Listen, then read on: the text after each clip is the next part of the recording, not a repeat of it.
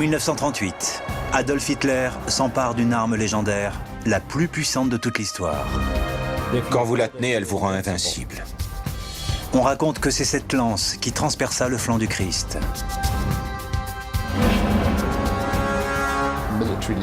Les chefs militaires étaient obsédés par cette arme. Alors qu'il provoque la terreur à travers le monde, Hitler met enfin la main sur la lance.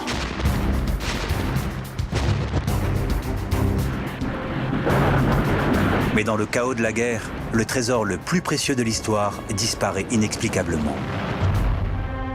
Cet emblème de guerre avait été détourné et les nazis en avaient fait un symbole du Troisième Reich. Mais un homme, Walter Horn, va découvrir ce qu'est devenue la Sainte Lance. Et un des plus grands généraux de l'armée américaine, obsédé par cette relique, décidera de lancer une expédition pour la retrouver.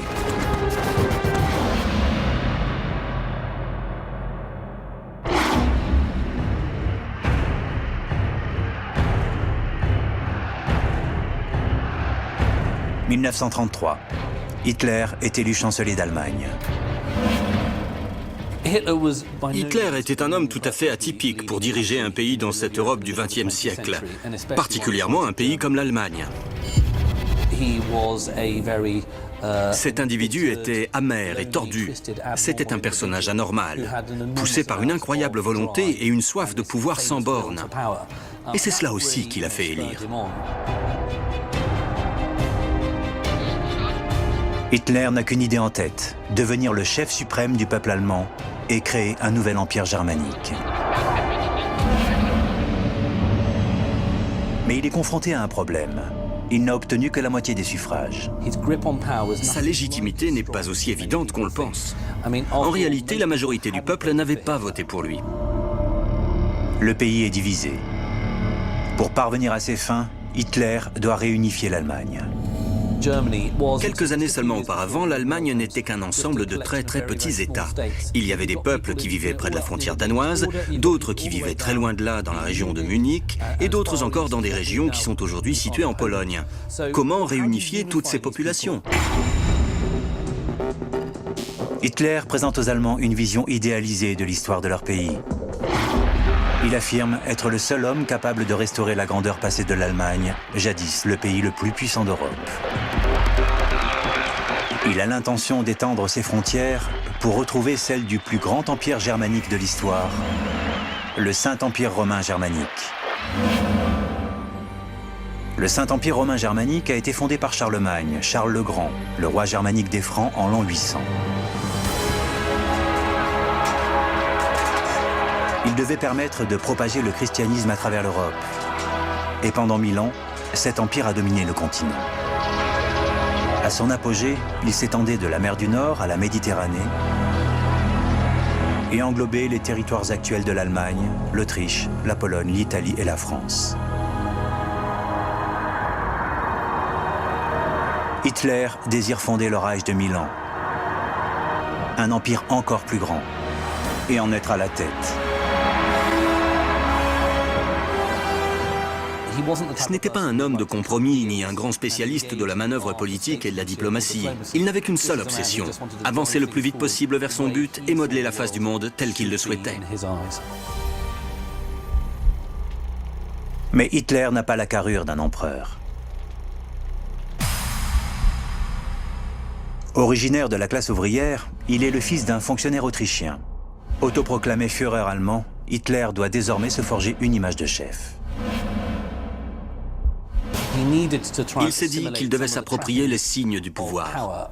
Il se devait de posséder les symboles nécessaires parce que c'était un homme qui voulait régner sur la moitié de l'Europe. Et il a puisé son inspiration dans l'histoire pour trouver ces symboles. Il décide que pour devenir un empereur, il doit posséder les emblèmes du pouvoir d'un empereur. Hitler cherchait des symboles lui permettant d'entretenir ses prétentions et d'ouvrir la voie du renouveau du peuple allemand. De quoi a-t-il besoin? De différentes choses associées à d'autres grands chefs. Les empereurs du Saint-Empire romain possédaient les joyaux de la couronne, symbole de leur autorité. Une couronne, un sceptre et une sphère d'influence. Mais parmi tous ces symboles de la gloire germanique passée, un objet est plus important que les autres.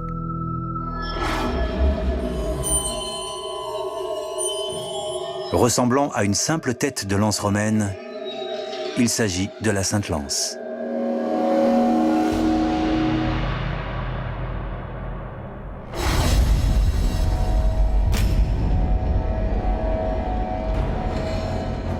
Selon le mythe, la lance brandie par un centurion romain du nom de Longinus aurait transpercé le flanc du Christ crucifié.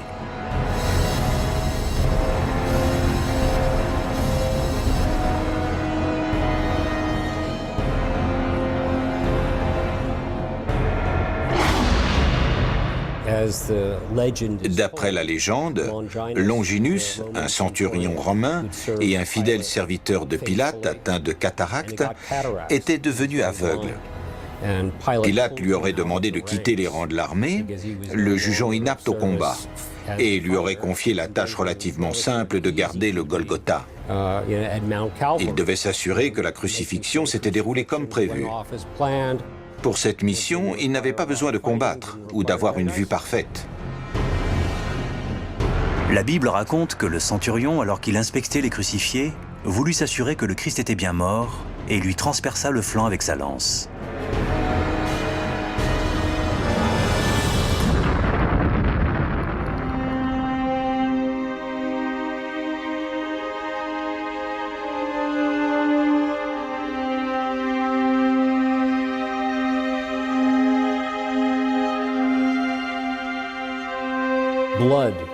Le sang coula le long de la lance de Longinus et parvint jusqu'à ses yeux.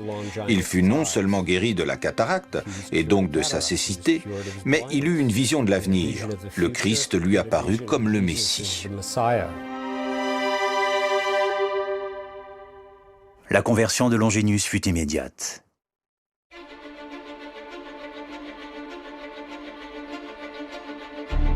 Alors que le christianisme se propageait à travers le monde, la lance de Longinus, touchée par le Fils de Dieu, devint une sainte relique, un objet d'adoration.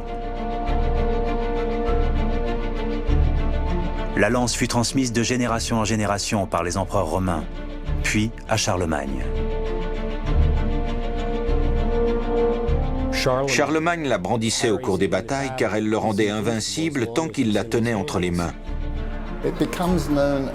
La lance est devenue un talisman représentant la conquête et la puissance militaire. Un symbole de la victoire sur les ennemis. Le mythe qui entourait la lance était tel que tous les empereurs du Saint-Empire germanique descendants de Charlemagne devaient la posséder. La lance s'était muée en symbole de leur autorité. Au cours de l'histoire, la lance est rapidement devenue une marque de pouvoir et de force. Selon la légende, celui qui possède la lance est invincible sur le champ de bataille. Donc, pour le commun des mortels, si quelqu'un brandit la lance, c'est que non seulement il doit être le véritable monarque, mais en plus, il doit être invincible.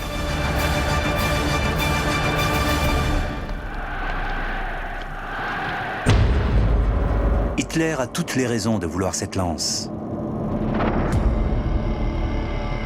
Mais elle reste inaccessible. Elle se trouve à Vienne, la capitale de l'Autriche.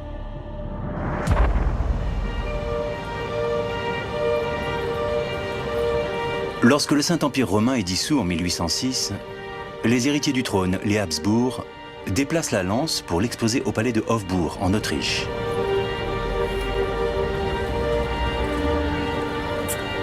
Ce n'est qu'en 1908 qu'Adolf Hitler, un peintre autrichien sans le sou, découvre la lance et commence à la désirer.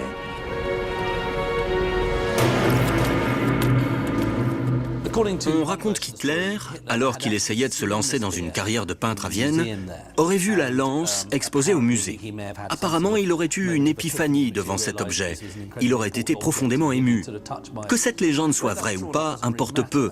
Ce qu'il faut retenir, c'est que cette lance était un objet de grande importance. Hitler sait depuis longtemps où se trouve la lance.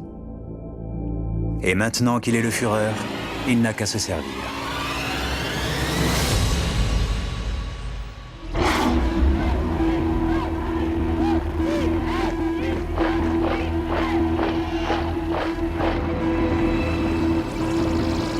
12 mars 1938, les troupes allemandes franchissent la frontière autrichienne.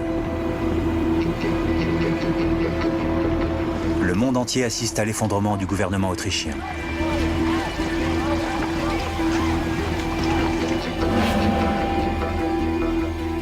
Pour Hitler, c'est une double victoire. D'une part, il s'accapare des territoires appartenant jadis au Saint-Empire romain germanique, et d'autre part, il est sur le point de s'approprier la Sainte-Lance. Il faut se rendre compte qu'aux yeux d'Hitler, l'Allemagne et l'Autriche sont indivisibles. Il considère que ces deux territoires n'auraient jamais dû être séparés. L'Autriche est désormais à la merci d'Hitler. Il n'a plus qu'à mettre à exécution la deuxième partie de son plan. S'emparer de la lance. On raconte qu'avant même que les panzers aient franchi la frontière autrichienne, Hitler avait envoyé un officier SS en civil pour prendre position au musée.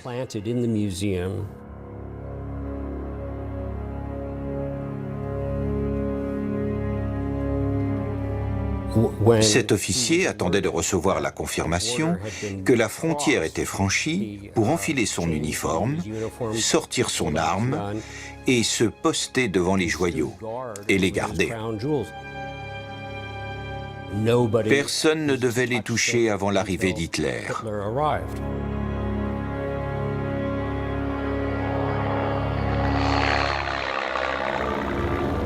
Hitler arrive à Vienne 2 jours après le début de l'invasion.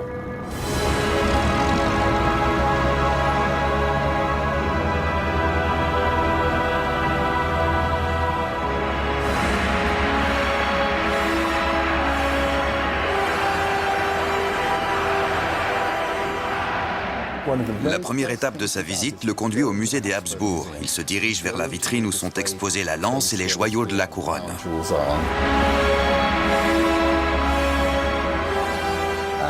Il l'ouvre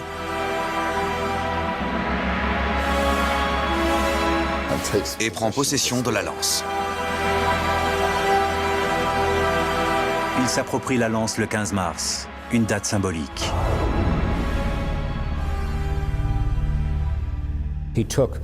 Il a pris la Sainte Lance le jour de la Saint-Longin, le jour où est honoré le centurion qui portait la lance lors de la crucifixion du Christ.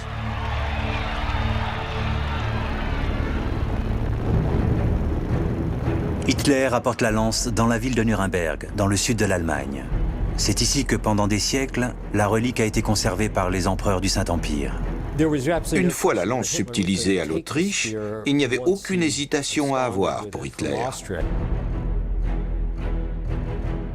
Il fallait rapporter la lance à Nuremberg, son berceau spirituel, et en réalité, à la fois le berceau spirituel, la capitale du nazisme et du Reich de Milan.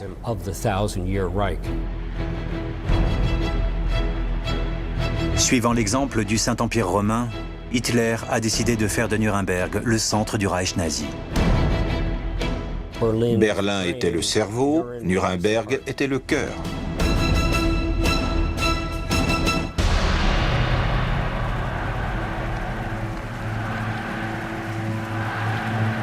Il construit de vastes places d'armes, pouvant accueillir des centaines de milliers de spectateurs. Il organise de spectaculaires défilés affichant la puissance militaire du régime. Ces démonstrations extravagantes présentent au peuple allemand une vision de l'avenir profondément ancrée dans le passé. De nombreuses images d'actualité de ces défilés dans les rues de Nuremberg, de soldats accoutrés en chevaliers médiévaux, nous sont parvenues.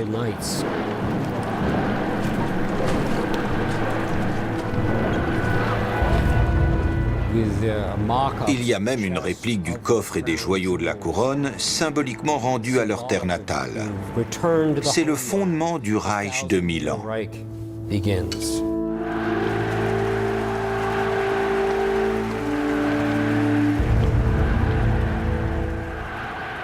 En exhibant ainsi la Sainte Lance et les joyaux de la couronne, le message de Hitler est clair. Ein freies deutsches Volk in einem starken deutschen Reich. Il est l'héritier du trône du Saint-Empire romain germanique.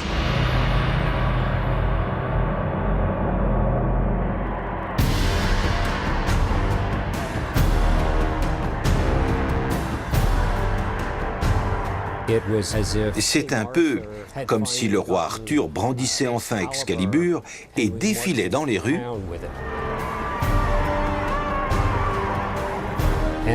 dans une parade triomphale comme pour dire « Je l'ai ».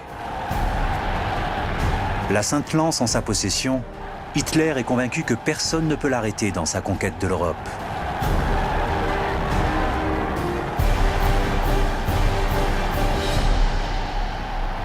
Mais l'histoire en a décidé autrement.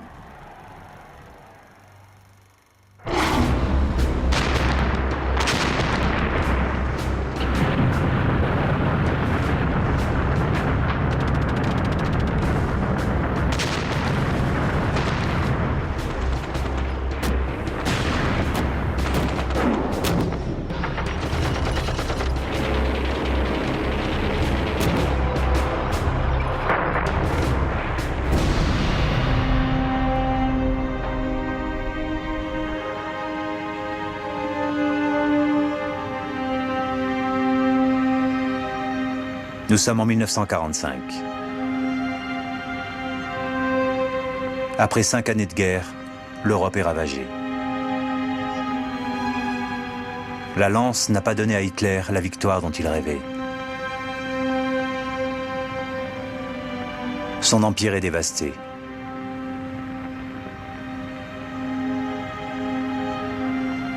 Et dans le chaos de la guerre, la lance de Longinus, un des plus grands trésors d'Europe, a disparu.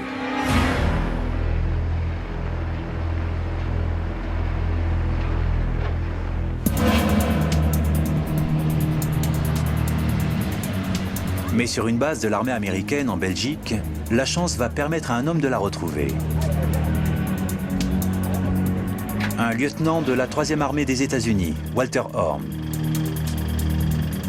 Il a pour mission d'interroger les prisonniers de guerre allemands.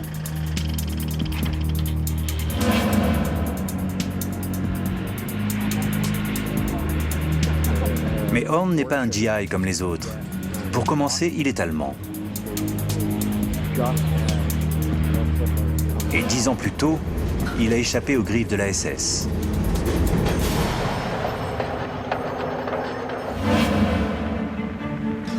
Nous sommes dans les années 30. Horn étudie à l'université de Heidelberg, dans le sud-ouest de l'Allemagne. Il est passionné par l'histoire de l'art.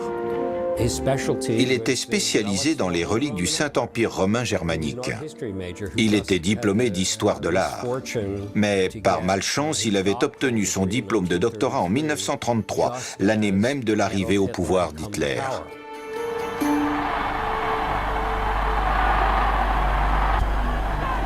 En tant qu'historien, Horn est prié de servir le régime hitlérien, dont l'obsession est de prouver la supériorité de la race allemande.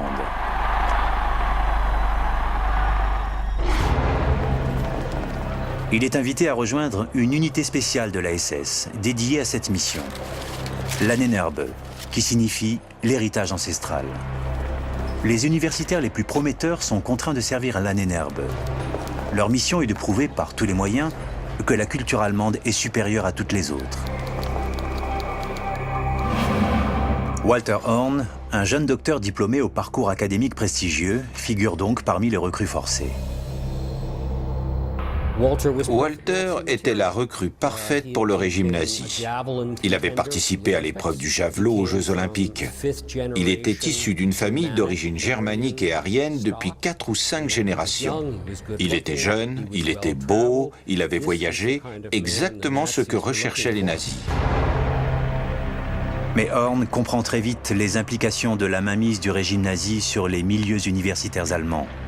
On ne peut pas se contenter de considérer l'Ahnenerbe comme une poignée d'universitaires, corrompus mais pas bien méchants, à la botte des nazis. Ce serait ignorer que leur recherche avait pour but d'établir une vision du monde intrinsèquement maléfique. Certaines de leurs théories étaient directement liées à l'idée de race. Et tout le monde connaît les conséquences de la mise en application de ces théories par un régime meurtrier comme le régime nazi. Ces théories ont mené tout droit aux portes du camp de Auschwitz.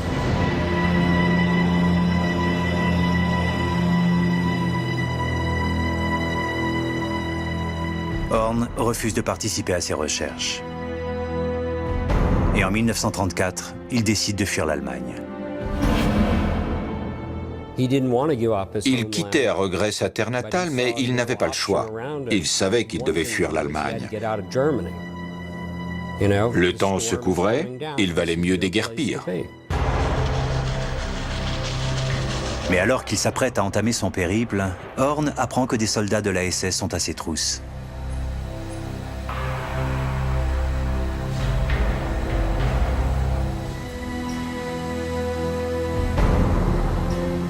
Il a eu très peur. Il détestait les nazis. Certaines déclarations qu'il avait pu faire à l'encontre du régime le mettaient en danger.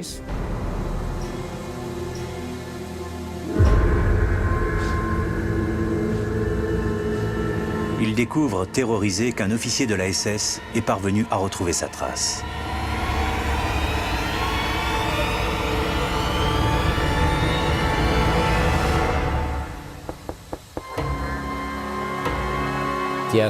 L'officier était armé. Et je suis persuadé que Walter a senti sa fin approcher.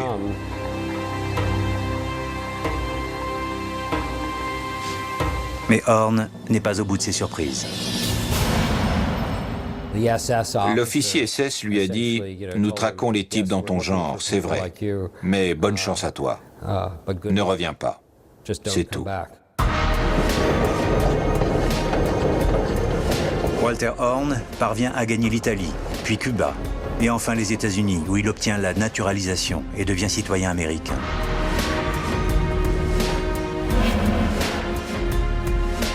C'est parce qu'il parle couramment allemand qu'il se retrouvera en Belgique à la fin de la guerre pour interroger des prisonniers allemands. Alors que les armées alliées s'enfoncent toujours plus loin derrière les lignes ennemies en Allemagne, de nombreuses unités restent en arrière afin d'accomplir toutes sortes de tâches annexes, mais d'une importance capitale. Il fallait traquer les criminels. Le travail de ces unités des crimes de guerre consistait à chercher des preuves, en tout cas celles qui n'avaient pas été détruites par la Gestapo. Pendant plusieurs mois, Horn ne récolte que de maigres informations. Mais un jour, il interroge un prisonnier d'apparence inoffensive. Il était tard. Un homme plutôt âgé est sorti de la cellule des prisonniers pour être interrogé, le soldat Fritz Huber. Au premier abord, Huber ne semblait pas détenir d'informations intéressantes.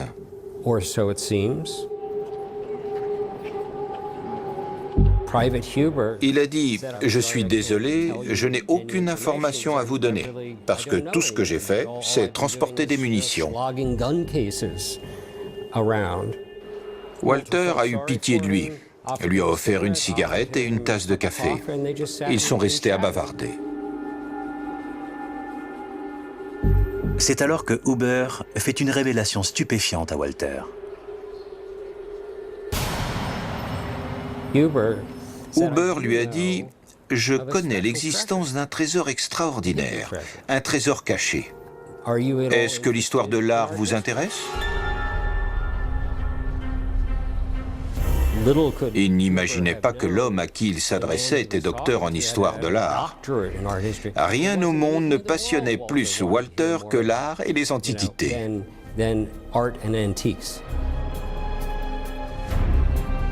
Huber explique à Horn qu'un trésor a été caché sous le château de Nuremberg. Un très grand trésor constitué de pièces de collection d'une valeur inestimable. Horn écoute attentivement Huber faire l'inventaire de tous ces objets précieux, dignes du plus extraordinaire butin de pirates que l'on puisse imaginer.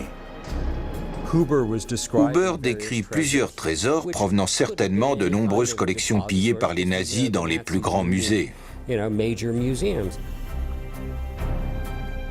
Mais cette collection était particulière. Il parle d'un sceptre, il parle également d'une couronne.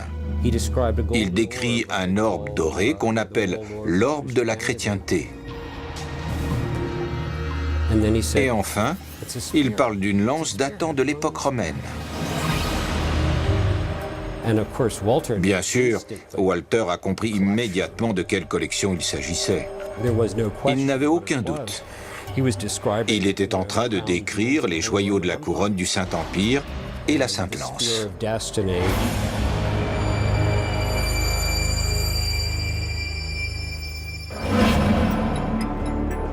Horn insiste auprès de Huber pour connaître chaque détail. Il est stupéfait de voir le mal que les nazis se sont donné pour protéger la lance de Longinus. Huber affirme que son père avait été engagé par Heinrich Himmler, chef de la SS, afin d'installer un nouveau système de ventilation dans une chambre forte dans les sous-sols du château de Nuremberg. Il dit « D'ailleurs, ma mère passe une fois par semaine vérifier que les trésors réunis dans cette chambre forte sont intacts. Elle doit vérifier le taux d'humidité, vérifier qu'il n'y a pas d'insectes, et elle doit porter des gants blancs. » Au fur et à mesure qu'Huber racontait son histoire, Walter était de plus en plus intrigué. Huber explique qu'un réseau de tunnels sous le château conduit à une entrée secrète qui se trouve dans les rues, en contrebas. Le magasin passait pour une échoppe d'antiquaires qui faisait beaucoup d'affaires. Et il avait 2 portes qui permettaient de faire entrer et sortir les marchandises facilement. Mais bien sûr, tous les hommes qui entraient et sortaient de la boutique étaient des nazis.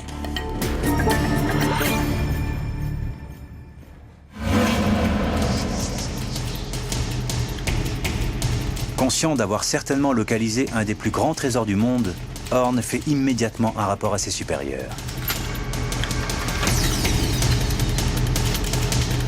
Mais de peur que les dirigeants militaires américains ne mesurent pas l'importance de la lance, Horn s'assure de leur fournir des informations très détaillées. Il dessine même une carte de la ville pour leur montrer où trouver la chambre forte. Walter Horn a emprunté une machine à écrire pour taper son rapport. Comme il était historien de l'art, je suis certain qu'il a rédigé un document qui s'apparentait plus à un essai d'histoire de l'art qu'à un rapport des services de renseignement militaires. Horn travaille rapidement. Il sait que les forces alliées préparent une offensive décisive visant la ville de Nuremberg. Et il craint que la lance ne soit détruite au cours de la bataille. Il a envoyé ce rapport en pensant qu'il serait certainement ignoré, car il détournait l'attention de l'armée de ses objectifs, principalement militaires à l'époque. Il paraissait peu probable que le haut commandement des armées considère les joyaux de la couronne du Saint-Empire romain germanique comme un objectif militaire potentiel. Mais le rapport de Horn atterrit par hasard sur le bureau du seul homme qui avait à la fois le pouvoir et la force de sauver la lance.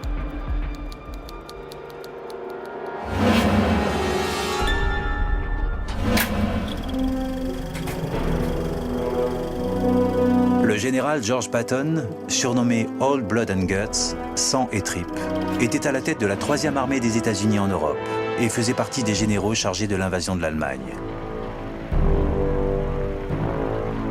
Cet homme hors du commun, souvent représenté armé de 2 revolvers étincelants, était un commandant de division blindée et un tacticien de génie. Converti à la religion catholique, Patton se considérait comme le défenseur de la chrétienté. Mais au-delà de cette mission, il était également fasciné par la légende de la lance de Longinus. Il avait même composé un poème dans lequel il imaginait ce qu'avait dû ressentir Longinus au moment où il transperçait le corps du Christ avec la lance. Je ne peux nommer les batailles, car mes souvenirs sont troubles. Pourtant, je vois les visages distordus et je sens la lance déchirante. Peut-être ai-je poignardé notre Sauveur dans son flanc démuni et sacré. Et pourtant, j'ai appelé son nom en bénédiction à l'heure de ma mort.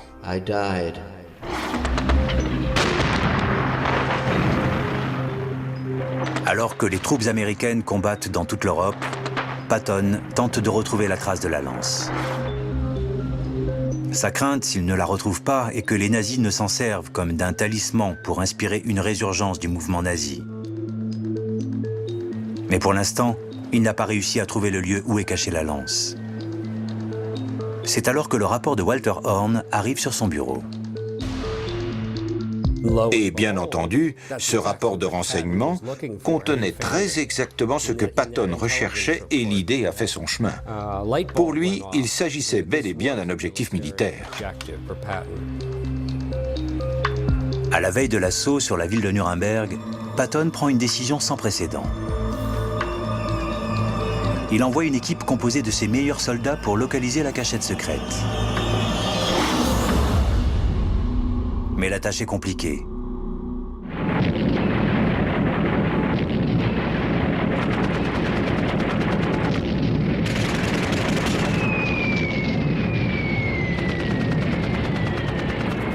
Nuremberg a subi des bombardements intensifs.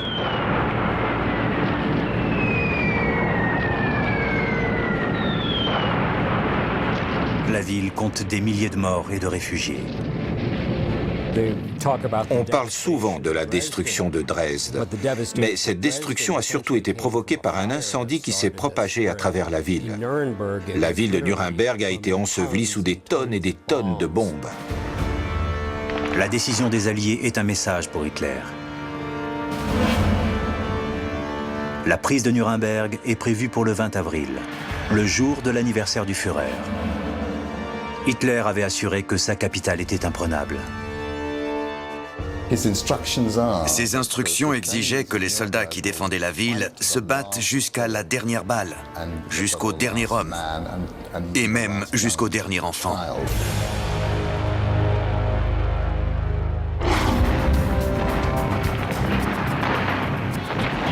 Le 16 avril, l'armée américaine entame un combat à mort pour la prise de la ville.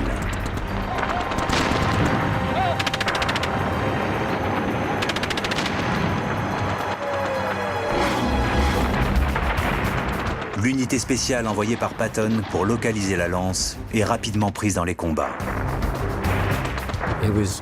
Les combats se sont surtout déroulés au corps à corps, dans des petites rues médiévales, sur des remparts. Il a presque fallu prendre les rues une par une. Les combats étaient très dangereux. Les enfants étaient envoyés en repérage.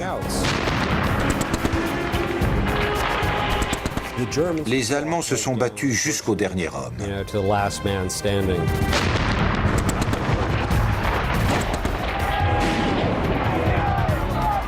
Lâchés dans le chaos de la bataille, les membres de l'unité spéciale, munis de la carte dessinée par Horn, doivent retrouver la cachette secrète des joyaux de la couronne. Cette unité avait perdu de nombreux hommes au cours des combats. Et quand ils sont arrivés à l'emplacement de la cachette, ils ne l'ont même pas trouvée. En fait, la ville était dans un tel état de dévastation qu'ils n'étaient même pas sûrs d'être au bon endroit. Mais un soldat remarque quelque chose. L'un d'eux a découvert une sorte de tunnel et ils se sont tous engouffrés à l'intérieur.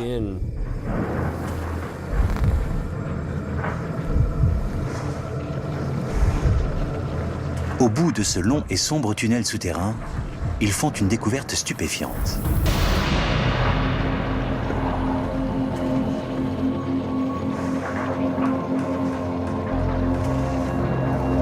Du béton, coulé autour de portes en acier de plus de 2,50 m de hauteur et de près de 30 cm d'épaisseur.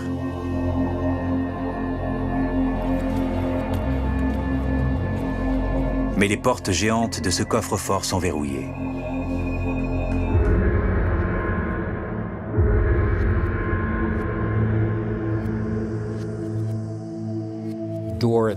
La porte était inviolable. Un des soldats artificiers était sur le point de prendre un bâton de dynamite et de le placer sur le côté de cette porte géante pour tout faire sauter.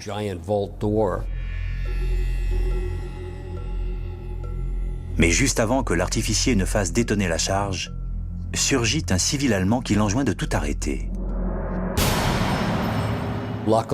Par chance, il a été arrêté au dernier moment. Qui sait ce qui aurait pu arriver au contenu du coffre s'il avait continué? Cet Allemand, qui représentait le maire de Nuremberg, a donné aux Alliés la combinaison du coffre en les suppliant. Par pitié, ne faites pas exploser ça. Ce coffre contient des choses de grande valeur. Alors, ils l'ont ouvert.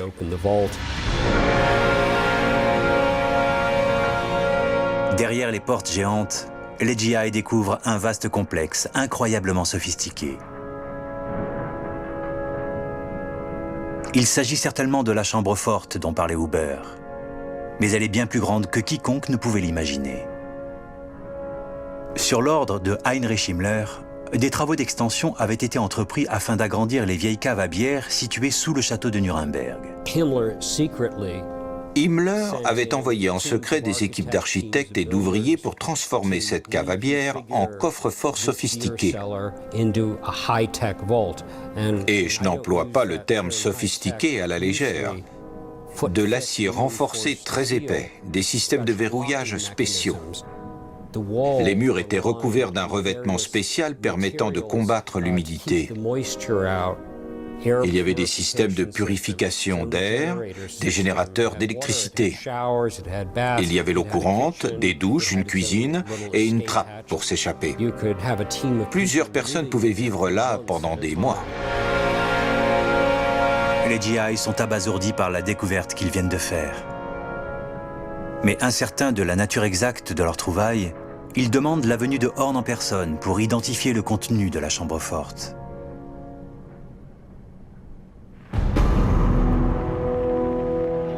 À son arrivée, Horn est tout d'abord choqué par l'état de dévastation de cette ville médiévale, jadis magnifique.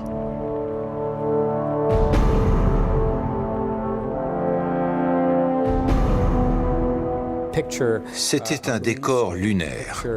Imaginez des églises détruites, des cadavres jonchant le sol.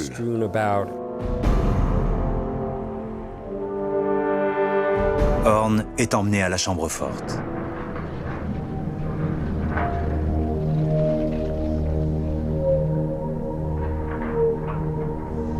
Alors que Huber lui a déjà décrit ce que contenait le coffre, Horn est stupéfait par ce qu'il voit.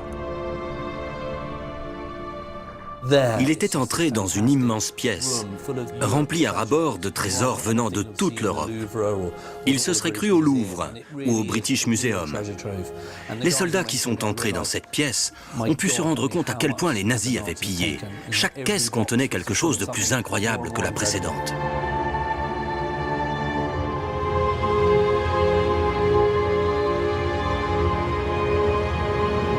Puis, une petite caisse en bois est présentée au docteur en histoire de l'art.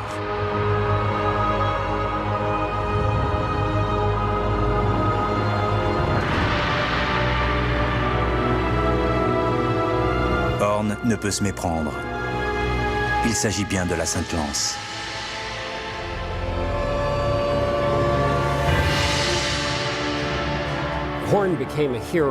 En découvrant la Sainte-Lance, Horn était devenu un héros. Mais à présent, que devait-il en faire?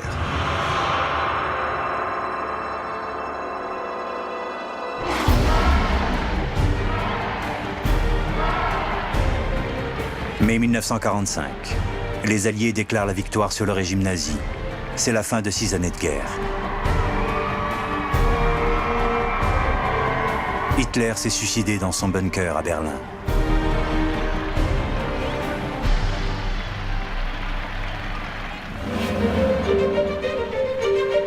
Les Alliés retrouvent les plus grands trésors du continent européen.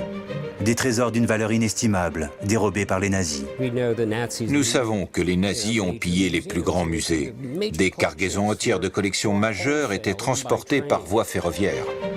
Il fallait désormais rendre à leurs propriétaires tous ces trésors. Horn était convaincu que la Sainte-Lance serait restituée à l'Autriche. La Sainte-Lance avait été prise dans le musée d'Hofburg, à Vienne. Il s'attendait donc à ce qu'elle soit restituée au musée. Mais Patton avait une autre idée en tête.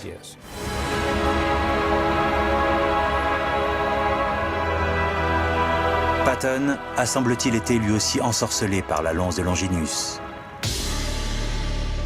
Patton a déclaré que, selon lui, la Sainte Lance n'était pas un objet d'art. C'était un emblème de guerre, détourné par les nazis, qui en avaient fait un symbole du Troisième Reich. Patton était le genre d'homme qui aimait l'idée d'avoir la Sainte Lance en sa possession. Il avait la ferme intention de la ramener aux États-Unis. Peut-être pensait-il aussi, comme Hitler, que celui qui possédait la lance était invincible.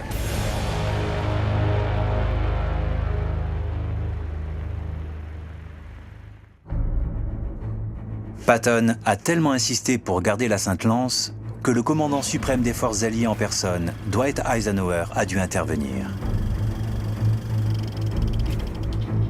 Une longue querelle éclate entre les deux figures légendaires de l'armée américaine. Mais avant qu'un compromis ne soit trouvé, Patton connaît une fin tragique.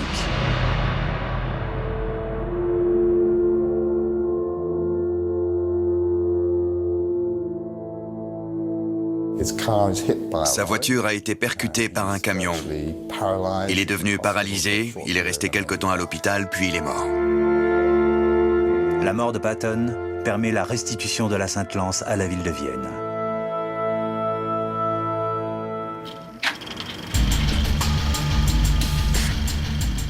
Un avion a été spécialement affrété et placé sous très haute protection de l'armée, car on considérait ces objets comme étant les plus précieux que les nazis aient jamais pillés. Et puis, une cérémonie de restitution à l'Autriche a été organisée. Aujourd'hui, les joyaux de la couronne sont à nouveau dans la même pièce du musée, à l'endroit même où Hitler les avait dérobés. Mais une question reste en suspens. Quelle est la véritable nature de cet objet pour lequel tant de gens se sont battus et ont perdu la vie? Est-ce vraiment la lance que brandissait Charlemagne? Est-ce la même lance qui perça le flanc du Christ?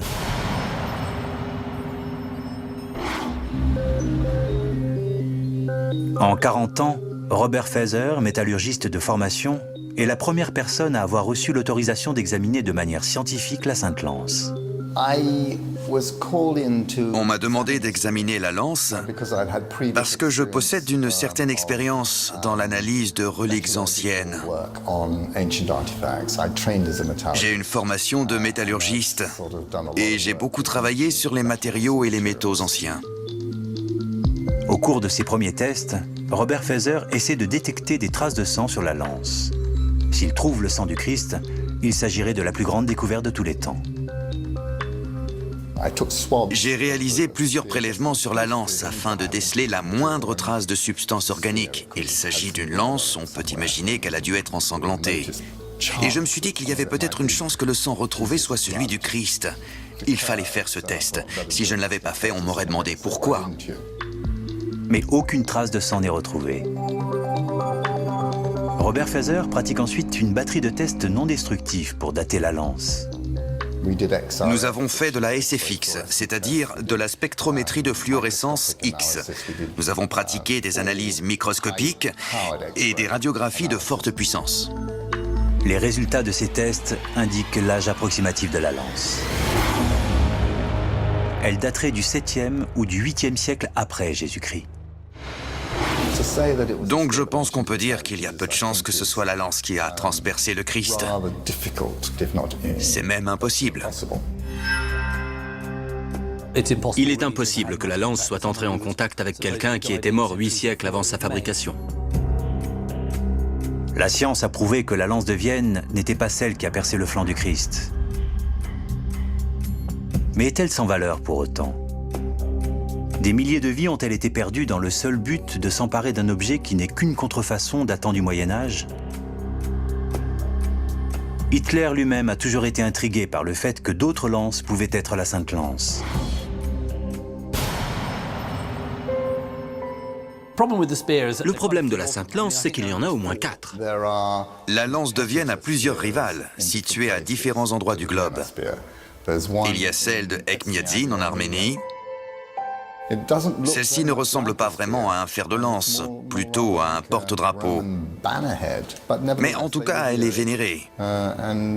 Il y en a une autre en Pologne, donc il est à peu près sûr qu'il s'agit d'une copie datant de l'époque médiévale.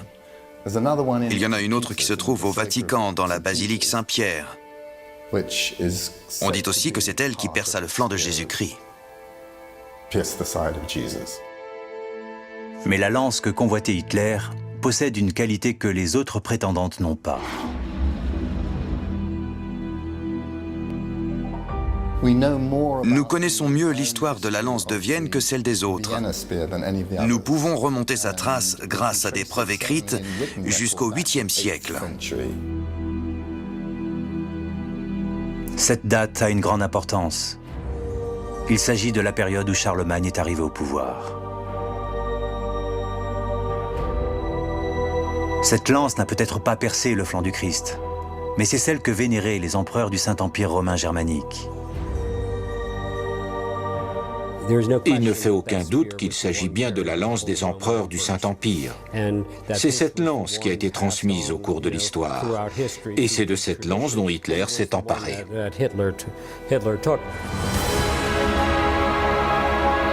Hitler avait surtout compris la valeur symbolique de cette relique.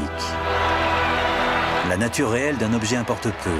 Seul comptent les croyances que les gens y attachent.